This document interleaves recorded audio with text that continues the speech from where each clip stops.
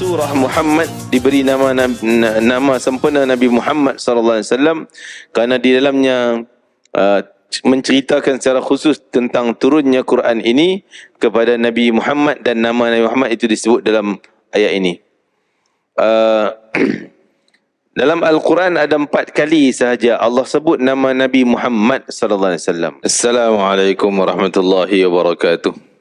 Alhamdulillah wassalatu wassalamu ala Rasulillah wa alihi wa sahbihi man nasara wa tabi'a wa la ma ba'. Kita sambung bacaan Al-Quran. Tuan-tuan boleh ambil Al-Quran untuk rujukan bacaan. Dan kita 107 surah Muhammad sallallahu alaihi wasallam. Bismillahirrahmanirrahim. Nawaitu ta'allum wa ta'lim wa tadhakkur wa tadhkir wa an-naf'a wal intifa' wal ifada wal istifadah wal hath 'ala tamassuk bi kitabillah wa sunnati rasulillah wa du'a ila al-huda wa dalata 'ala al-khair ibtigha'a mardatillahi wa qurbih wa thawabihi wa maghfiratihi wa ridwanihi wa husnul khatimah 'inda al-ma' wa raf'a darajat fil jannah wa murafaqati sayyidina Muhammadin sallallahu alaihi wa alihi wasallam wa ibtigha'a syafa'ati yaumil qiyamah ala hadhihi niyyah wa kulli niyyah salihah syamila khairatid dunya wal akhirah wa ila hadrati sayyidina Muhammadin sallallahu alaihi wasallam. Al-Fatihah. A'udzu billahi minasy syaithanir rajim. Bismillahir rahmanir rahim. Alhamdulillahi rabbil alamin arrahmanir rahim maliki yaumiddin. إياك نعبد وإياك نستعين اهدنا الصراط المستقيم صراط الذين أنعمت عليهم غير المغضوب عليهم ولا الضالين آمين.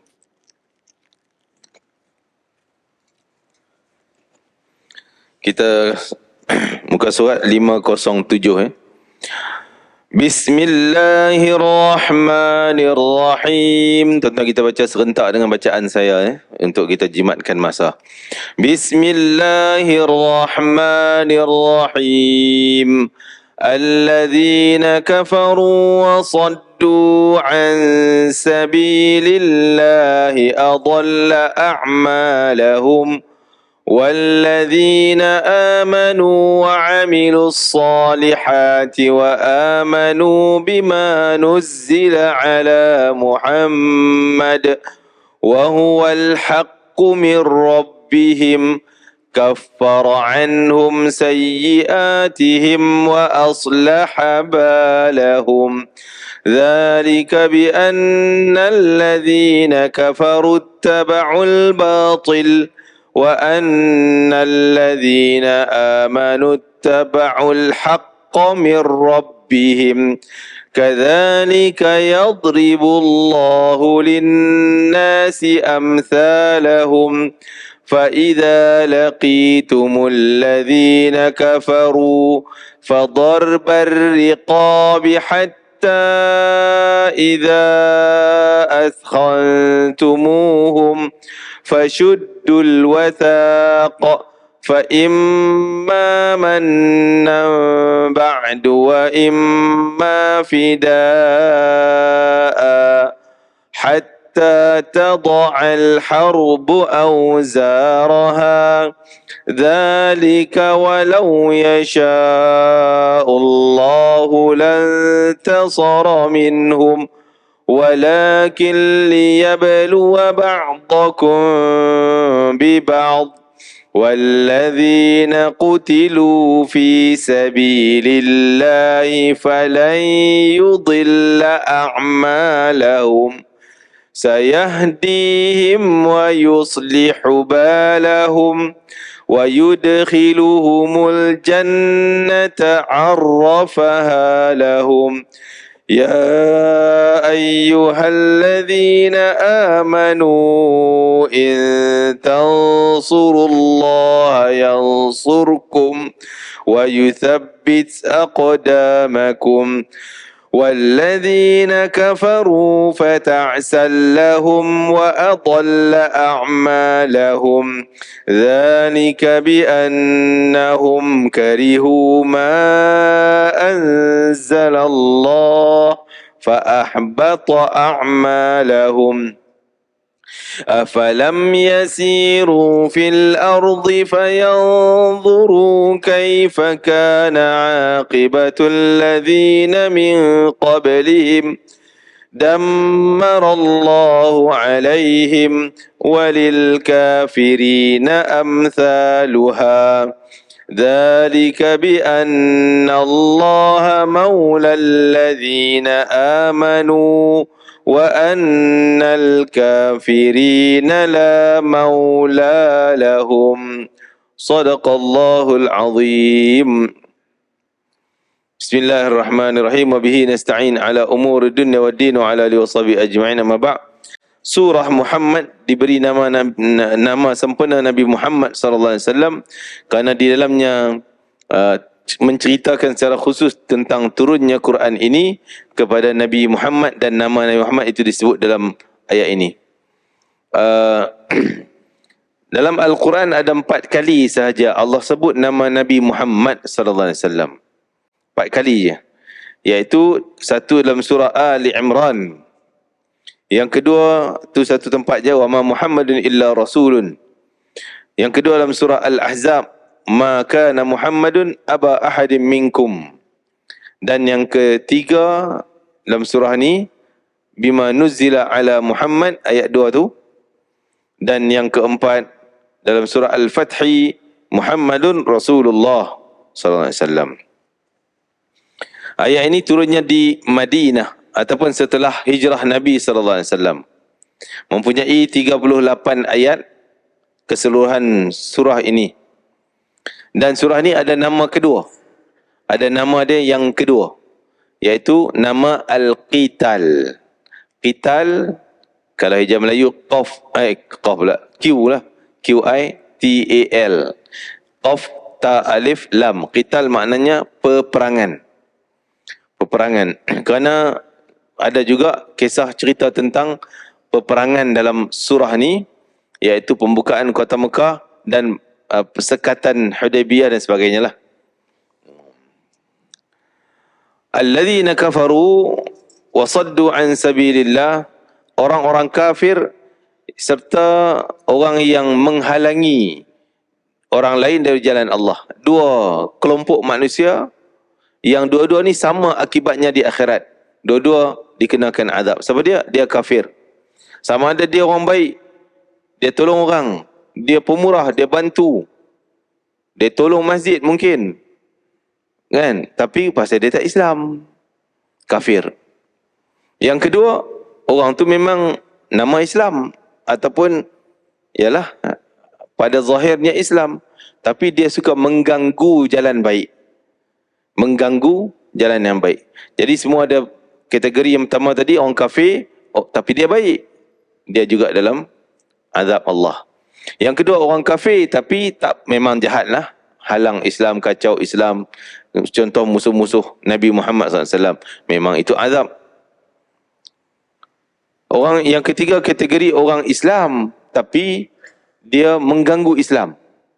Ada juga kan? Nama Islam, tapi dialah yang menyekat dakwah Islam, menyekat pengajian Islam, yang mengganggu perbuatan Islam dan sebagainya. Maka dia, 3 golongan ni sama aja kena azab, kecuali yang ketiga tu mungkin sampai hadnya dibersihkan masuk syurga sebab ada Islam. Adapun golongan pertama tadi, dia kafir tapi dia baik dengan orang, baik, tolong bantu semuanya. Dia buat baik, tak pernah kacau orang Islam, dia tolong lagi orang Islam, mungkin dia jaga anak yatim ke orang Islam dan sebagainya. Allah balas kebaikan dia. Tapi kebaikan dia dibalas dalam kehidupan dunia. Dia dapat untung, dia dapat senang, dia dapat pujian, dia dapat kedudukan, sihat mungkin Allah bagi kat dia. Tapi di akhirat tetap kena azab. Sebab itu diceritakan banyak kisah seumpama demikian. Hatim At-Ta'i antaranya. Hatim At-Ta'i orang yang baik. Malah tidak ada orang Islam yang boleh nak banding dengan kebaikan dia. Sedangkan dia orang Kristian. Zaman Nabi ni, hidup zaman Nabi. Dia orang Nasrani, Kristian. Pemurahnya luar biasa. Setiap hari dia sembelih unta dia. Dia potong unta, masak, sedekah orang miskin, sedekah orang miskin. Setiap hari. Sehari seekor unta, seekor unta, seekor unta. Memang dia kaya, harta banyak. Habis unta dia sembelih kambing, sembelih kuda pun jamu juga.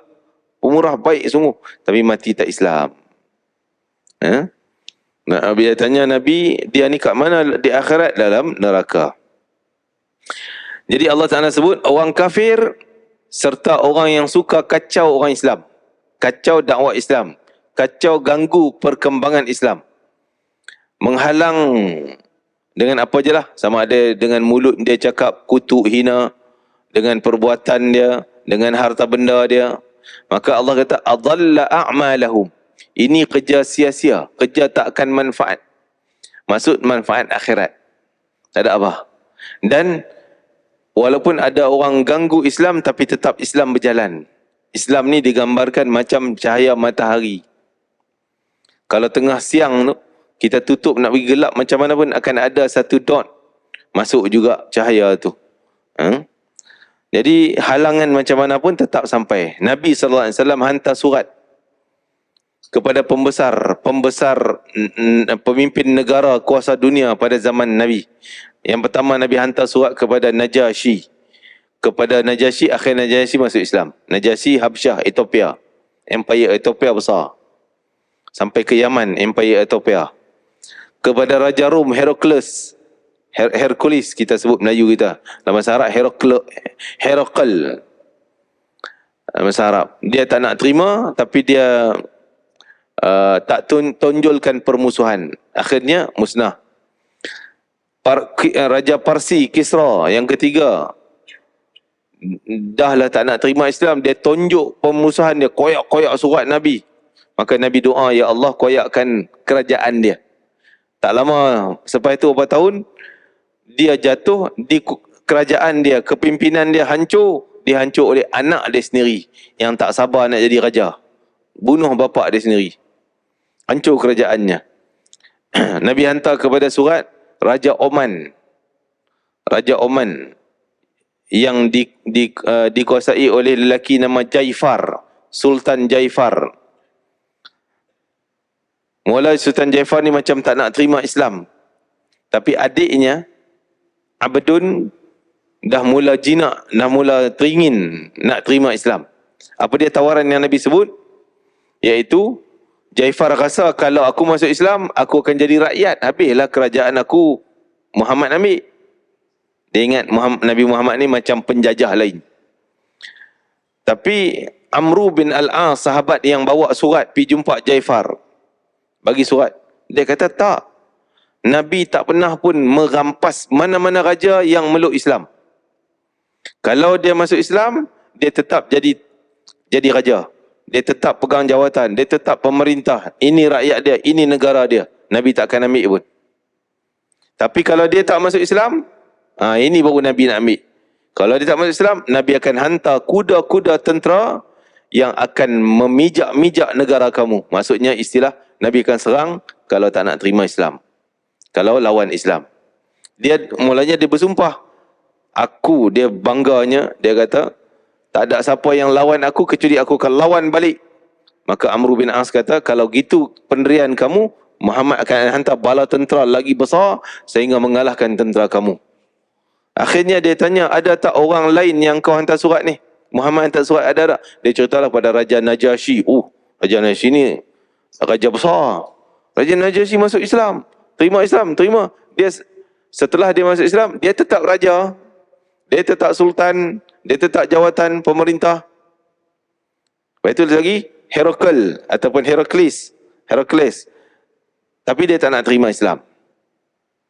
Lepas itu Kisra tak nak terima Islam, tapi Allah hancur negara dia. Hancur kepimpinan dia.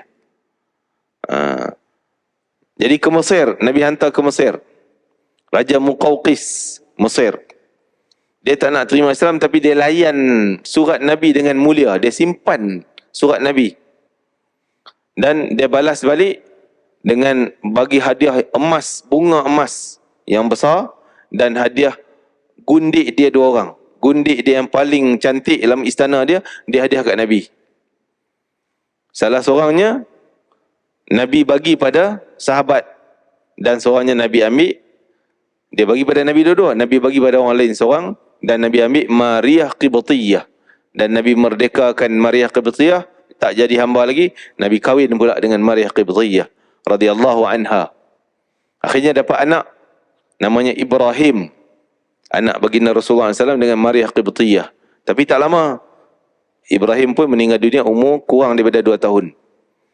Jadi nak sebutnya Nabi hantar surat nak suruh dia orang ni tunduk pada Islam, bukan kerana nak ambil harta dunia, nak jadi raja, nak tak. Dia tetap kekal jadi raja, tapi Allah kata adalla amalahum, kamu lawan pun tak guna. Tengok macam mana Kisra nak lawan Islam, habis.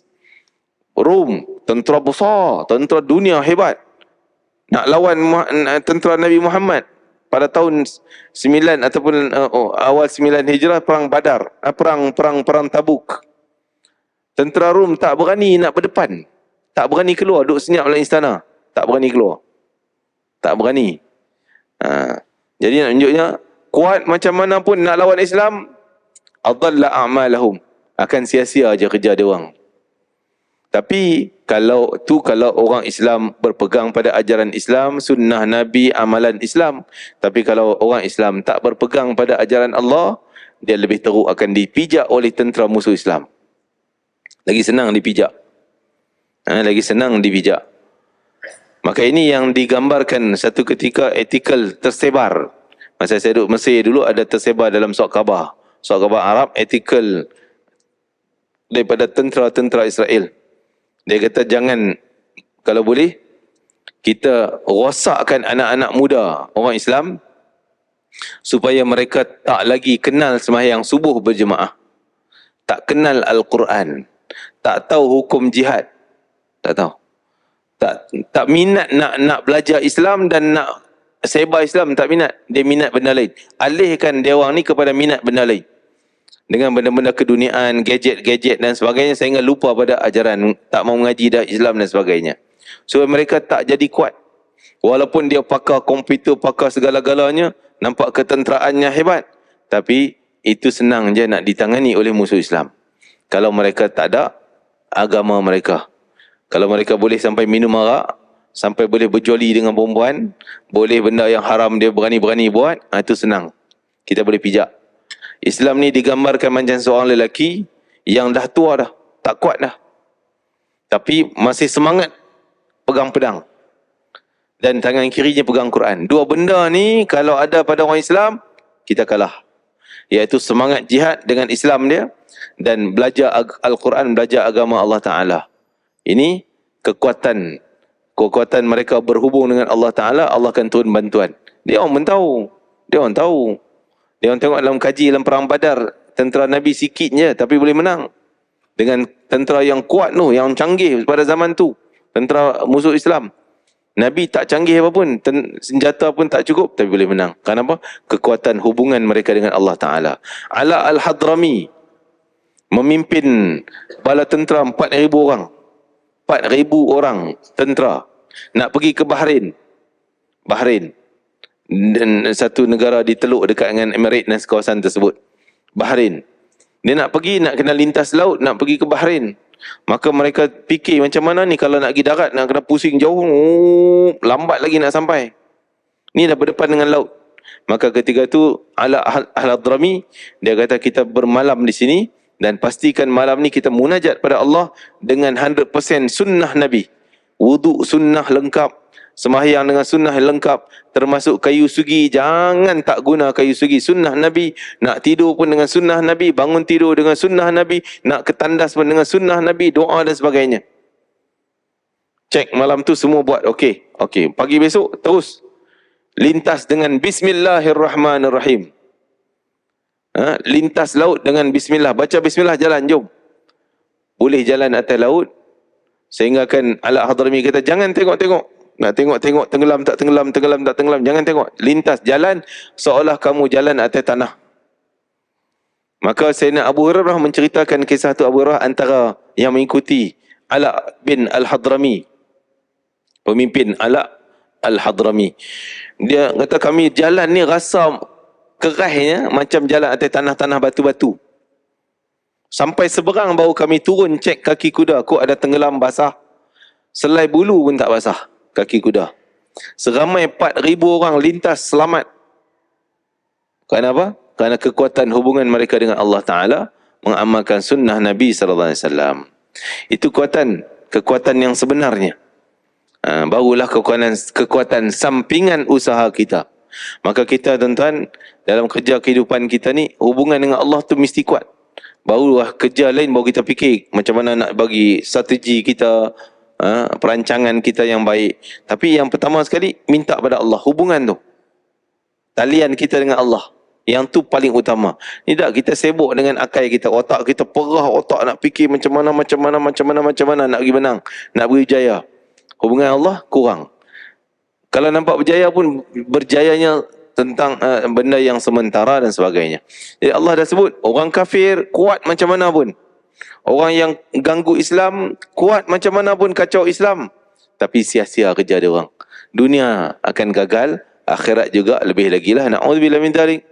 Walladzina amanu, tapi sebaliknya orang beriman, wa amilus solihat, yang beramal saleh, wa amanu bima nuzila ala Muhammad, mereka berpegang teguh beriman kepada apa saja yang turunkan kepada Muhammad, iaitu Al-Quran. Wa huwal haqqu min rabbihim, itulah yang turun kepada Muhammad, itulah benda yang betul, benda yang hak, yang benar, yang datang daripada Tuhan mereka. Kaffara anhum, Allah bersih dosa.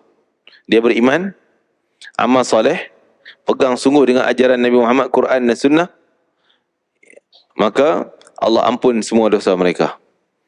Wa aslaha balahum, Allah akan perbaiki keadaan mereka.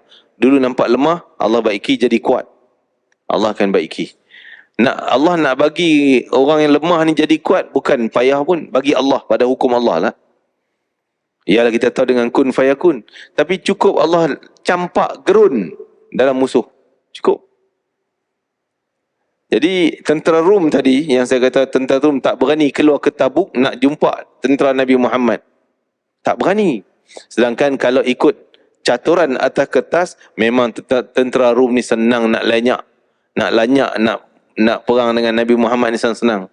Dia orang tentera banyak, senjata cukup, dengan perisai, dengan topi besi, dengan kuda semua lengkap, kan? Dengan ialah dia punya ibu negara dia waktu tu di Syria, di Syam.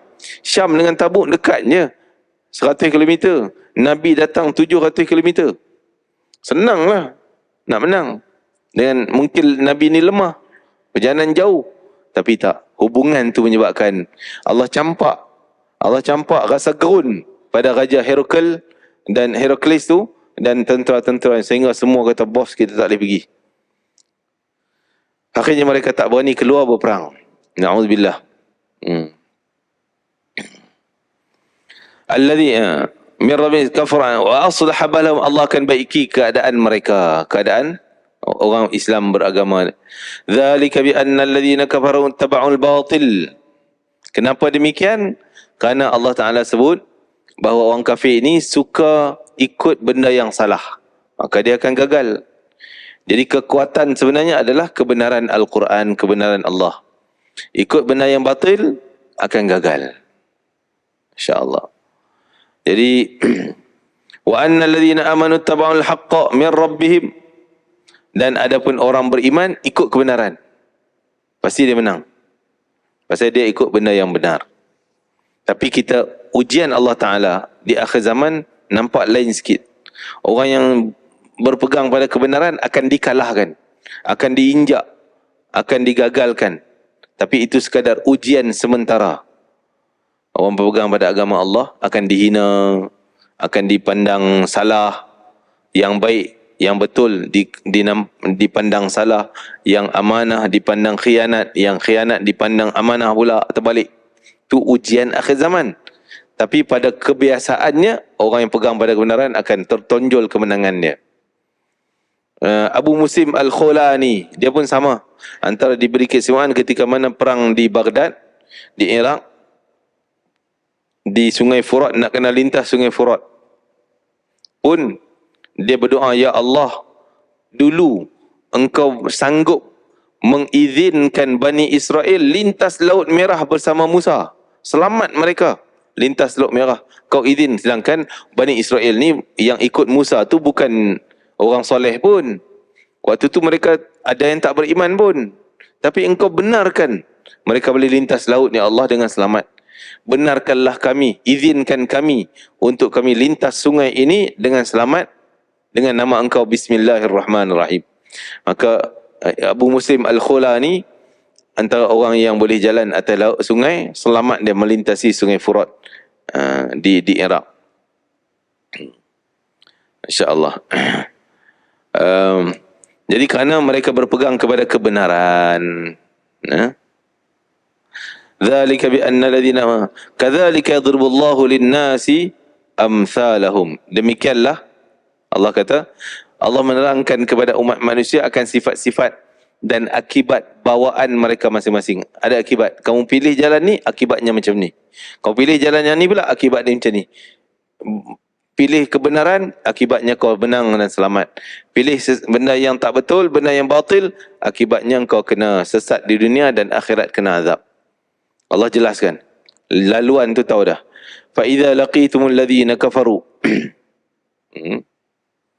Walaupun di sini makna al-haq adalah tauhid dan iman. Al-batil maksudnya benda yang bercanggah dengan iman tadi ni, canggah dengan Islam. Syirik, kafir dan seangkatan dengannya. Fa idza laqitumul ladzina kafaru fadarbur riqab. Jadi salah satu hadis tentang keistimewaan surah Muhammad ni saya tertinggal tadi. Jadi Nabi sering, boleh dikatakan sering baca surah ni di dalam solat maghrib. Selesai surah ni dalam 2 rakaat maghrib. Kita ingat tu dia panjangnya, dia ada 4 muka lebih. Main maghrib baca macam ni, lari tunggang langgang untuk makmum. Kan? Tapi Nabi, Masya Allah, yalah kita tak mampulah nak buat seperti Nabi SAW. Kita tak disuruh pun untuk nak memanjang macam mana Nabi buat. Walaupun pada pandangan Nabi, surah ni surah pendek. Pendek. Kan? Tapi kerana kelemahan kita, jangan kita buat macam tu. Nanti akan timbul fitnah di kalangan masyarakat. Kena jaga juga hal ni. Jadi fa idza laqitumul ladzina kafaru, Allah Taala sebut dengan demikian, bila kamu berjuang menentang orang kafir dalam peperangan jihad, maka pancunglah leher mereka. Jadi dalam perang tak ada belah kesian. Salah seorang sahabat, nama apa? Huzaifah Al-Yaman dia bukan. Salah seorang sahabat, dia sanggup bunuh ayah dia. Mula dalam perang dia kejar ayah dia dulu. Dia bunuh ayah dia. Dalam perang Badar. Dalam perang tak ada hubungan anak tak boleh bunuh bapa, derhaka tak kira derhaka. Adik-beradik tak boleh bunuh adik-beradik yang tak Islam kerana nanti putus silaturahim, tak ada. Dalam perang tak ada macam tu. Dalam perang tetap perang. Kita pegang pada Islam, dia bukan Islam. Di luar perang, Sayyidina Umar Al-Khattab dalam perang dia lawan dengan adik dia sendiri. Tapi selesai perang, dia hadiah baju ke adik dia. Hadiah baju sutra kepada adik dia. Maksudnya, perang-perang lah. Tak perang jadi keluarga. Walaupun dia tak Islam. Jadi sebab tu dalam Islam kita ni, masyarakat setempat kita ada yang bukan non-Muslim. Maka dipanggil sebagai non-Muslim itu yang duduk di bawah negara Islam, kita namakan kafir zimmi. Maksudnya dia aman macam orang Islam lain. Dia boleh mengamalkan Islam, agama dia. Dia nak sembah berhala, nak sembah salib ke apa benda ke, silakan. Kita tak boleh kacau. Kalau kita ganggu amalan dia, berarti kita buat jenayah. Walaupun kita orang Islam, pergi sekat tak bagi dia sembah berhala dia. Kita pergi bakar rumah ibadah dia. Itu jenayah kita. Jenayah, dosa dan wajib dikenakan hukuman. Tak boleh. Sebab dia bukan kafir perang. Yang kafir perang, time perang, contoh katalah Israel dengan orang Islam yang berada di Gaza. Time perang tak ada belah kesian. Allah. Fadhal bariqab, dalam perang kamu potong tenggok. Hatta idza askhantumuhum fashuddul wathaq. Membunuh mereka dengan banyaknya serta mengalahkannya, maka tawanlah mana-mana yang hidup dan ikatlah mereka dengan kukuhnya. Tambat ni orang buat apa ni, tawanan. Dan ikatlah mereka dengan kukuh. Setelah selesai pertempuran itu, maka terserahlah kepada kamu sama ada hendak memberi kebebasan, nak bebas orang tawanan tu dengan apa-apa sebarang tebusan, ataupun nak bebas mereka dengan tebusan, terpulang. Ha? Jadi Nabi SAW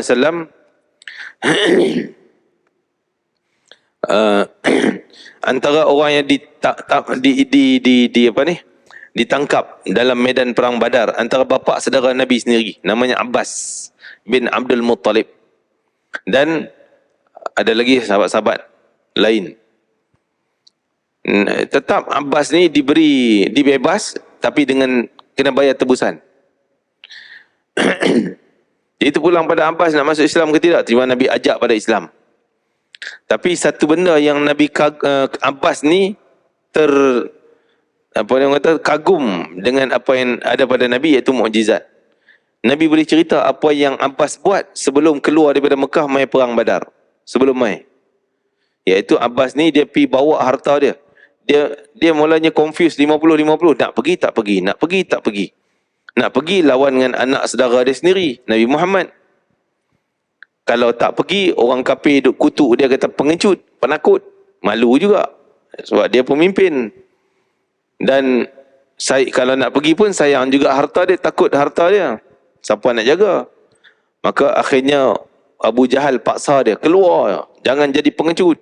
Maka dia terpaksa keluar, cuma dia minta izin kejap. Malam tu Nabi cerita pada dia, bila Nabi minta harta tebusan, kau kena bayar sekian banyak, baru kami merdekakan kau, bebaskan kau. Tapi Abbas kata, aku mana bawa duit, nak bayar macam mana? Nabi cerita, malam sebelum kau datang, engkau bawa harta engkau yang kau simpan, berapa banyak emas, berapa banyak perak, engkau tanggung, bawa pergi kepada bukit ni, dan kau korek dan tanam belakang batu tersebut sekian-sekian tempat. Dan tak ada siapa yang tahu cerita ni kecuali isteri engkau, Ummu Fadl, isteri Abbas. Dia seorang je tahu. Terkejut Abbas, macam mana kau boleh tahu, engkau duduk di Madinah? Dan orang Mekah kawan dia pun tak tahu dia buat benda tu. Cuma Ummu Fadl tahu. Ummu Fadl isteri dia. Tak mungkin Ummu Fadl boleh sampai kepada Muhammad cerita benda semalam, benda malam sebelum dia keluar. Maka siapa cerita? Allah yang sampai pada aku. Akhirnya dia terus syahadah masuk Islam. Abbas bin Abdul Muttalib, bapa saudara Nabi radhiyallahu anhu. Bapa saudara Nabi, Sayyidina Abbas radhiyallahu anhu. Jadi selalu kita dengar nama anak dia kan, Abdullah bin Abbas. Itu sepupu Nabi. Yang para sahabat juga, sebahagiannya mereka yang tangkap dalam perang, bila bawa ke penjara di Madinah. Penjara ni bukan penjara macam kita lah, dia tambat-tambat, tapi mereka layan. Kalau dia ada kurma yang bagus dengan kurma yang tak cantik, kurma tak cantik dia simpan untuk makan family, kurma yang cantik dia bagi kat tawanan perang duk kena tambat tu. Tambat kat pokok, makan kurma kau. Yang baik bagi kat dia orang tu. Ini kebaikan yang sangat hebat yang disebut dalam Al-Quran, walau kana bihim khasasah, mereka sanggup korbankan apa yang ada pada dia orang, walaupun mereka sendiri perlu benda tu, makanan tu, tapi dia sanggup utamakan kepada orang lain. Itu kemuliaan orang Madinah. Jadi terpulang Allah bagi bebas. Maksudnya kau nak ambil tebusan, tak ambil tebusan. Bertindaklah demikian terhadap golongan kafir yang menceroboh, sehinggalah berakhir peperangan jihad itu, dan lenyaplah sebab-sebab yang menimbulkannya. Maksudnya dah selesai perang, jangan duk nak balas dendam. Dalam Islam tak ada balas dendam. Perang untuk Islam, tak payah nak ungkit-ungkit balas dendam. Nabi SAW tak pernah ungkit balas dendam. Masya Allah. Sehinggalah berakhir perang jihad itu, lenyap, hilangkan. Sebab-sebab tu jangan ungkit lagi dah. Jadi bila sahabat orang kafir Quraisy masuk Islam, maka mereka dilayan dengan baik. Dan sekiranya Allah menghendaki, tentulah ia membinasakan mereka dengan tidak menyusahkan kamu berperang. Tapi ini adalah perintah. Perintahkan kamu buat demikian kerana hendak menguji kesabaran kamu. Tuan-tuan, kita rasa ialah Takkan Allah tak boleh kun fayakun bagi mereka dengan presiden ni semua syahadah masuk Islam? Senang je kan? Bagi Allah senang. Tapi kenapa tak jadi macam tu? Kita nak kena dakwah, mungkin kena baling batu, mungkin kena maki hamun. Nabi nak kena baling batu, nak kena diperang, menyusahkan sampai berluka, berdarah.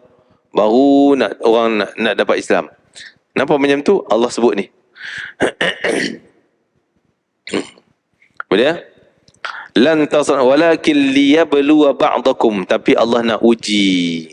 Kalau tak ada cabaran macam tu, macam manalah kita nak cinta, nak pegang sungguh pada Islam dan iman kita semakin meningkat. Kalau kita duduk selesa je, tak ada tekanan-tekanan daripada musuh. Jadi mereka juga ini sebagai ujian kepada orang beriman untuk sebarkan Islam dan sebagainya.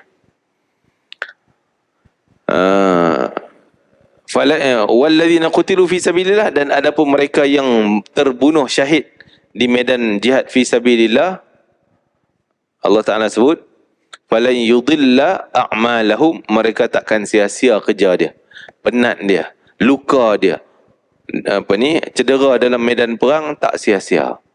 Walaupun tak cedera, seperti Nabi sebut dalam surah, Allah Taala sebut dalam surah At-Taubah, dzalika biannahum la yusibuhum dhama'un wala nasabun. Demikianlah cerita orang balik Tabuk, yang saya kata tadi, perang Tabuk 700 km, balik dalam keadaan mereka tak perang, tak jadi perang. Jadi sahabat-sahabat sugul, maksudnya dah rasa Allah mak ruginya kita pergi tak jadi perang, pergi kok nak perang, sekurang-kurangnya dapat mati syahid masuk syurga.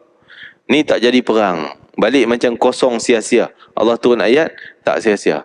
Zalika bi annahum la yusibuhum dhama'un, kamu rasa dahaga, jalan tu dahaga.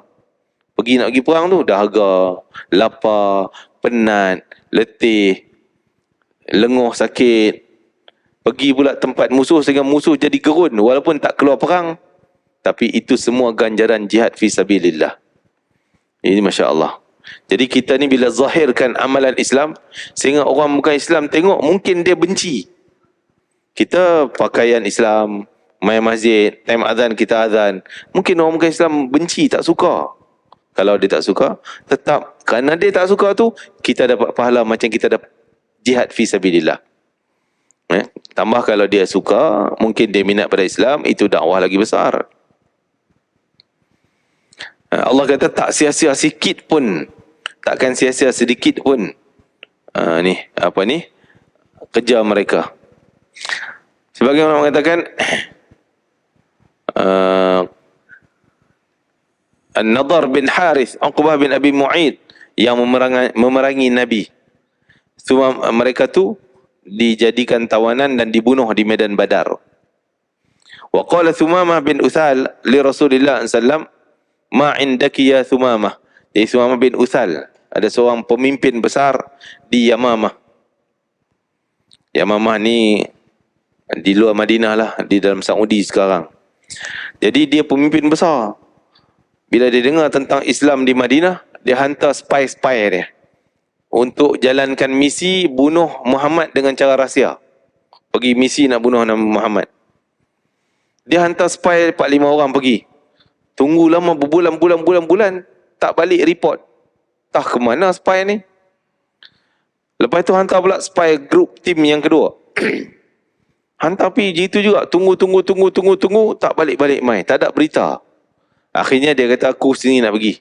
Dia pergi sendiri. Tiba-tiba dia pergi, dia ditangkap. Orang Madinah, sahabat Nabi, tentera, pengawal Nabi tangkap dia.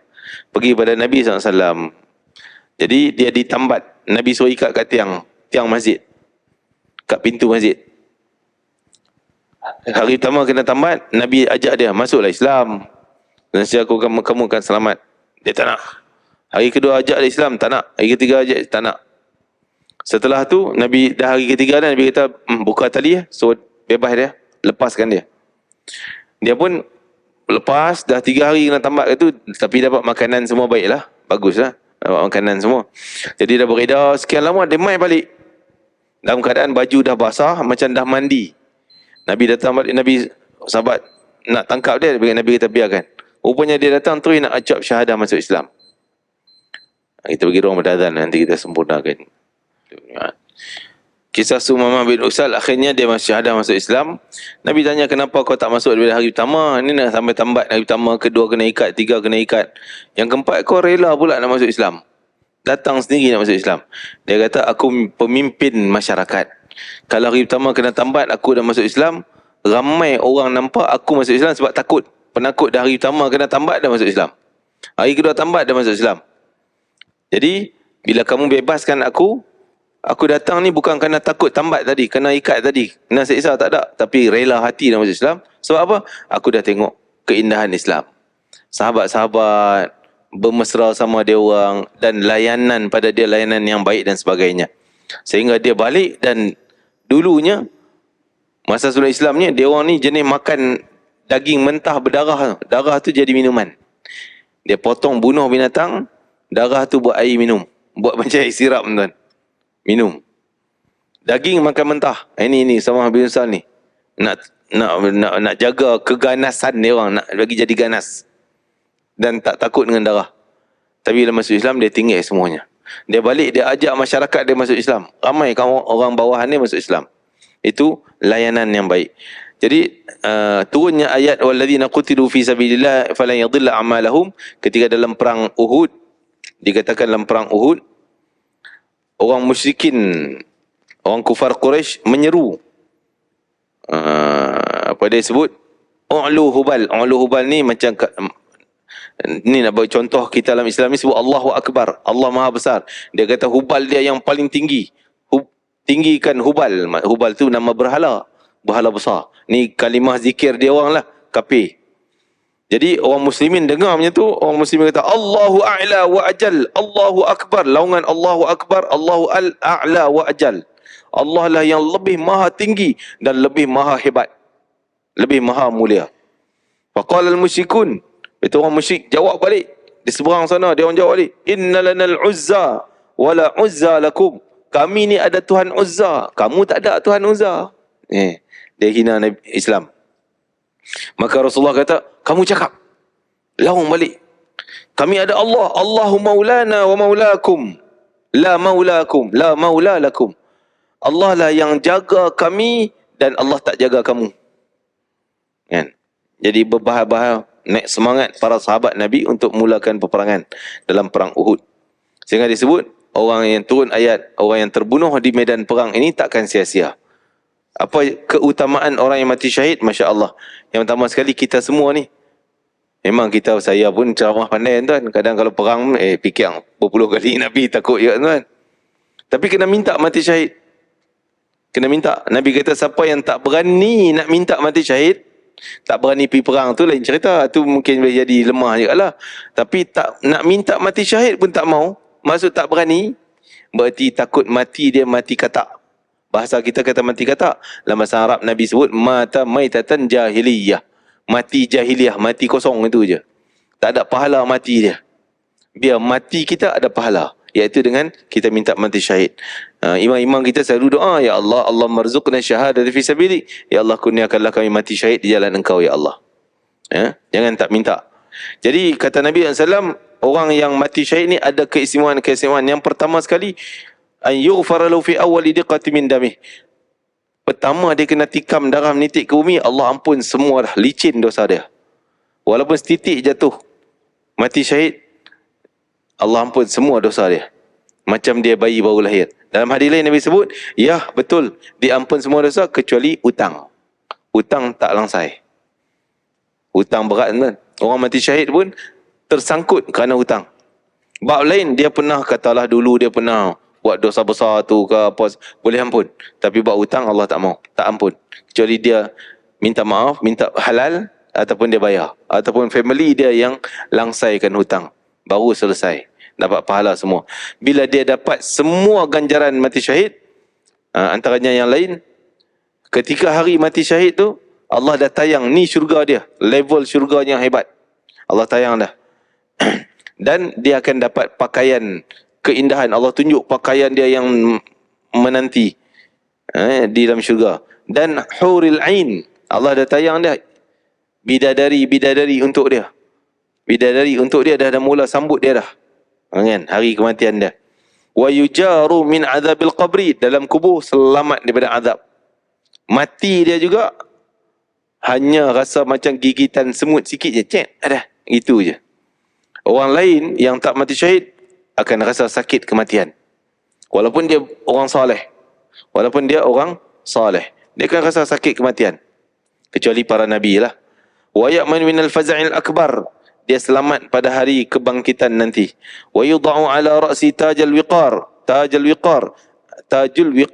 akan dipakaikan mahkota kebanggaan. Oh, orang tengok, oi, mahkota ni kerana dia hafal Quran.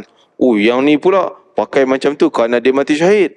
Oh, yang ni pula kerana dia ulama, waliullah. Kerana semua ada macam pakaian khas. Yang dihiasi dengan permata yakut dan sebagainya. Lebih cantik, lebih indah, bergemerlapan, lebih hebat daripada apa yang ada kat dunia. Lebih hebat daripada diamond di dunia. Wa izawiju 72 zawjatan minal huri 'ain. Hari pertama tu dia dah dapat dikahwinkan sebanyak 72 isteri huril 'ain, bidadari. Kan? Ni yang mungkin isteri belakang sana, isteri-isteri ni, oh, dengar ni tak payah pergi perang bang, nanti kena kahwin dengan 72 orang. Tak tahu. Kan? Punya marah kan. Allahu Akbar. Wa yushafi'u fi 70 insan, dan dia mampu memberi syafaat pada 70 orang manusia yang ahli neraka. Maksudnya dia boleh pilih, listkan 70 orang siapa nak selamatkan. Orang ni ahli neraka ni, memang dah masuk neraka. Dia kata, ya Allah, keluarkan yang pertama, yang kedua, yang ke-10, yang 70. Keluar. Selamat daripada neraka. Kan? Maka kita, sebab tu kita dituntut untuk menziarahi orang-orang yang mati syahid. Mudah-mudahan kita tergolong dalam golongan orang yang dapat syafaat orang mati syahid. Masya Allah. Dan seperti disebut tadi, hutang akan mengganggu keistimewaan orang mati syahid. Dia tak dapat. Dan lagi keistimewaan orang mati syahid, dia dalam syurga, orang ahli syurga masuk syurga, dia duduk level dia lah. Macam kalau nak gambarkan, tuan-tuan bagi faham, kalau kita dapat hotel 3 bintang, kita tak boleh duduk 4 bintang. Kita bayar harga 3 bintang, tak boleh nak upgrade. Dunia punya lah kan. Nak duduk yang 5 bintang, mana boleh, kena bayar 5 bintang lah. Macam itulah umpamanya syurga. Kalau syurga kita level macam tu, kita tak boleh naik ke atas lagi hebat tak boleh masuk. Kita tak dapatlah nikmat macam orang yang lagi hebat. Kita dapat. Tapi ahli syahid, orang mati syahid, bebas. Dia bebas. Nak pindah pergi sana, nak terbang main sini, nak pergi sana, pergi sini, terpulang kat dia. Bebas boleh masuk semua syurga yang dia kehendaki. Itu keistimewaan orang mati syahid, jalan Allah Ta'ala. Jadi orang mati syahid tak semestinya perang baru dikira mati syahid. Kata Nabi, kamu tahu tak orang mati syahid? Sahabat kata, tahulah, orang yang pergi perang mati syahid. Nabi kata, itu je yang kamu faham? Ya, itu saja. Kalau gitu, sikit sangat umatku yang mati syahid. Sikit sangat tu Nabi nak bagi umat dia ramai dapat pahala mati syahid. Nabi kata, siapa yang sakit dalaman, jantung, apa je lah, kanser, benda-benda dalam ni, penyakit, mati dia, tapi dia sabar dengan penyakit tu, maka dia dikira mati syahid. Ibu mengandung, lahir anak selamat, dia mati syahid. Mati terbakar, mati syahid. Mati lemas, mati syahid. Mati keruntuhan, tenggelam, jerlus ke apa benda ke, mati syahid. Kalaulah mereka ni layak, dia orang beriman, dia orang yang jaga 5 waktu semayang, masuk semayang dia semayang, kalau tak semayang tak mungkin lah, sebab benda tu asas. Dan juga orang yang sabar menerima ujian tersebut, dia sabar, maka dia dapatlah ganjaran tadi. Tapi itu juga, kalau sangkut dengan hutang, habis. Mati dalam keadaan masih berhutang, tak nak bayar. Kecuali dia memang betul-betul hutang kerana tak ada keperluan sangat ni. Hutang nak beli beras. Beras sekarang mahal, tuan. Kan? Makin naik mahal, bukan makin murah. Makin mahal. Jadi berhutang nak beli beras untuk anak, apa semuanya, nak beli susu anak lagi, berhutang dengan orang. Dan bukan dia tak nak bayar, nak culas hutang, tak mau bayar, tapi memang tak mampu. Yang ni ditanggung oleh Nabi SAW. Nabi jamin, siapa yang berhutang sungguh-sungguh untuk keperluan hidup, berhutang dan memang sungguh-sungguh tak mampu bayar, sungguh-sungguh, bukan main-main, Sungguh-sungguh tak mau bayar, aku tanggung. Aku yang tanggung. Nabi tanggung hutang tu. Dan kalaulah dia lari daripada hutang, bukan tak mampu, tapi dia lari, ada duit tapi corner kat lain dulu, tak nak bayar hutang. Yang ni Nabi sebut matlul ghani zulmun. Orang yang lewat-lewat bayar hutang. Dia ada duit, nantilah, dia tak tuntut ni, orang tu tak tuntut, tak minta, kita guna kat lain dulu lah. Masuk labur saham dulu ke, guna kat lain dulu, nantilah. Dia minta, oh sorry ya, tak dapat lagi, tak ada lagi, tipu. Kalau macam ni, orang zalim. Dia adalah orang yang zalim, menginaya orang yang dia berhutang. Nayalah, patut ada duit dia boleh bayar, tapi tak nak bayar lagi. Maka perbuatannya jahat dan zalim. Na'udzubillah min dzalik. Jadi itulah kedudukan hutang, tuan-tuan. Maka hati-hati kita dalam hal demikian. Jadi wajib membayar hutang dan wajib kita wasiat hutang. Jadi bila orang meninggal dunia, dia tinggal hutang, berarti dia wajib, anak-anak dia wajib ambil harta pusaka dia untuk langsai hutang. Kalau anak dia kaya, tak payahlah ambil harta pusaka, I sponsor lah hutang ayah, lagi bagus lah. Dan walaupun semua harta pusaka ayah dia meninggal dunia ni, kalau nak bayar hutang, langsai, zero, habis kosong. Ya, wajib utamakan yang tu. Setelah mati, benda yang paling patut diutamakan adalah hutang dulu. Anak-anak kena fikir, ayah ada hutang tak? Apa hutang-hutang, langsaikan dulu. Jangan bahagi harta pusaka lagi, langsai hutang dulu. Yang kedua, wasiat. Kalau ayah pernah wasiat lah, ni bagi kepada fakir miskin sana, ni bagi ke tahfiz, kita langsai hutang dengan syarat-syarat dia. Setelah tu, walaupun duit simpan untuk cari orang berhutang, cari orang siapa yang ayah kita hutang, bertahun-tahun simpan, aku tak nak bagi pusaka lagi ni, kita tak bagi pusaka lagi, kita simpan duit ni, kok ada orang datang tuntut hutang. Lepas tahun, lepas 2 tahun, Abdullah bin Zubair simpan 3 tahun. Ayah dia meninggal syahid, Zubair bin Awam, maka dia langsai hutang yang dia tahu, ayah dia wasiat, orang ni, bayar hutang semua. Habis, tak ada siapa tuntut, dia tunggu 3 tahun.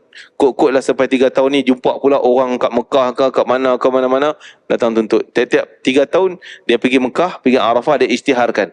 Siapa yang kenal Abdullah bin Zubair, dan siapa yang ada hutang dengan Abdullah bin Zubair yang telah syahid, datang tuntut dengan aku, Abdullah, anak dia. Tahun pertama, tak ada siapa tuntut. Tahun kedua, tak ada siapa tuntut. Tahun ketiga, tak ada siapa tuntut. Barulah baki daripada hutang yang dia tahu dah dia bayar tu, dia bahagikan pusaka. Simpan 3 tahun. Jadi hutang ni benda yang penting. Janganlah kita pewaris-pewaris, meninggal je kita terus bagi harta pusaka, rumah ni siapa ambil, ni siapa ambil, bagi. Sedangkan hutang kita tak peduli. Maka kebaikan ayah tadi tersangkut kerana hutang, pahala tak sampai kerana hutang. Na'udzubillah min dzalik. Jadi gitulah disebutkan tentang mati syahid. Dzalika bi annahum, Allah Ta'ala sebut idkhulul jannah, masuk syurga, arrafaha lahum, yang diperkenalkan syurga tersebut kepada mereka. Ya ayyuhalladzina amanu in tansurullaha yansurkum, wahai orang beriman, jika kamu bantu Allah, nescaya Allah akan bantu kamu. Wa yuthabbit aqdamakum, Allah akan kuatkan pendirian kamu. Kata ulama, pendirian iman, ada yang mengatakan iman di dunia dan juga di akhirat, pendirian lintas sirat, selamat. Walladzina kafaru fata'sal lahum wa adalla a'malahum, dan orang kafir akan rasa menyesal, akan rasa penat kecelakaan yang mereka dapat, menyesal lah, azab, dan mereka akan sia-sia amalan, tak ada pahala bagi mereka dan azab bagi mereka. Dzalika bi annahum karihu ma nazalallah, demikian itu kerana mereka ni lawan, membantah ajaran Allah Ta'ala. Fa'ahbata a'malahum, maka batallah segala amalan mereka. Kenapa Allah kata batal amalan? Maksud batal pahala. Kerana orang kafir pun ada orang yang baik, yang tolong, yang bantu, yang buat ni kebaikan, tapi tak ada pahala, batal semua kerana kafirnya. Afalam yasiru fil ardi fayanzuru, tidakkah kamu berjalan di muka bumi dan tidakkah kamu berjalan di muka bumi, fayanzuru, dan lihatlah akibat orang-orang yang sebelum. Tengok akibat kaum Nabi Nuh dulu macam mana, kaum Nabi, kesan-kesan yang ada, ambil yang tiba pengajaran. Maka orang yang suka melancong pergi ke tempat-tempat macam tu, kalau niat dia untuk belajar, iktibar apa berlaku ni. Kita tengok laut mati, contohnya ni peristiwa kaum Nabi Lut. Tengok piramid, ini peristiwa kebanggaan Firaun, tapi tak ada satu bantu dia pun. Kebanggaan dunia dia tak boleh bantu untuk selamatkan dia pun. Jadi kalau niat macam tu, maka perjalanan kita dikira pahala. Dammarallahu alaihim, Allah binasakan, hancurkan mereka. Walil kafirin amthaluha, begitu juga orang kafir yang menentang Islam yang lain-lain selain pada mereka pun akan terima akibat sama. Dzalika bi anna Allah maulal ladzina amanu, demikian kerana Allah Taala itu maulal ladzina amanu, sebagai pelindung kepada orang beriman, dan orang kafir tidak ada pelindung bagi mereka. Ini ayat yang Nabi suruh cakap tadi, yang dia kata kami ada Uzza, berhala, nama berhala besar. Kamu tak ada Uzza, maka Nabi suruh cakap kami ada Allah yang lindung kami, jaga kami, dan dia takkan jaga kamu, takkan lindungi kamu. Maka Allah turun ayat tu, bahasa tu Allah guna bahasa Nabi Muhammad SAW. Dzalika bi anna Allah maula alladhina amanu wa annal kafirina la maula lahum. Wallahu ta'ala alam. Akan datang ayat 12 masih surah Muhammad. Sama kemudian bismillahirrahmanirrahim. Allahumma fa'alna ma 'allamtana wa 'allimna ma yanfa'una wa barik lana fi. Allahumma barik lana fi hadzal yawm, barik lana fi jam'ina hadha, wa barik lana fi qira'atina hadhihi, waj'al hujjatan lana la 'alaina, waj'alhu syafi'an lana yawmal qiyamati ya aziz ya ghafar ya arhamar rahimin. Rabbana taqabbal minna innaka antas samiul 'alim wa tub 'alaina innaka antat tawwabur rahim. Wa akhtina bil husna wa anta radin 'anna fi khairin wa lutfin wa 'afiyatin برحمتك يا أرحم الراحمين. وصلى الله على سيدنا محمد وعلى آله وصحبه وسلم والحمد لله رب العالمين. تقبل الله منكم. تقبل يا كريم.